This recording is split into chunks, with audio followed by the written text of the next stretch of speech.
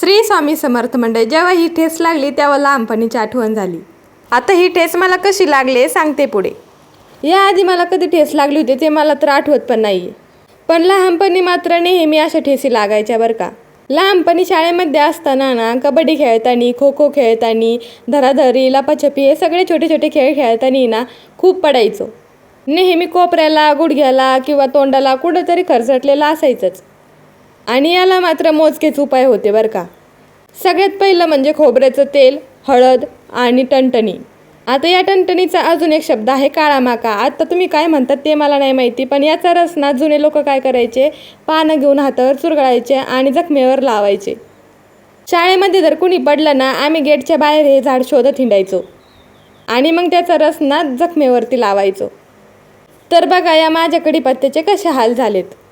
आता इथे ना आमच्या चिक्कूचं झाड होतं आणि त्याचं खोड ना आम्हाला जाळून टाकायचं होतं. आमच्या भाऊंनी ना त्या खोडावरती पाला पाचोळा, काही प्लास्टिक वगैरे आणून टाकलं आणि ते पेटून दिलं. आणि त्याच्याजवळच असलेलं माझं हे कडीपत्त्याचं झाड पूर्ण होरपळून गेलं. आणि मला तर जेवढा त्याला कडीपत्ता होता तो पण काढता नाही आला. आणि त्याच गडबडीत ना मला त्याच्याजवळ ना हे छोटंसं आहे ना कडीपत्त्याचं झाड सापडलं होतं.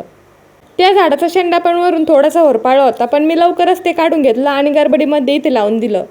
आता मला पस्तावा येतोय का मी ते ना प्लास्टिकच्या पिशवीमध्ये लावायला पाहिजे होतं.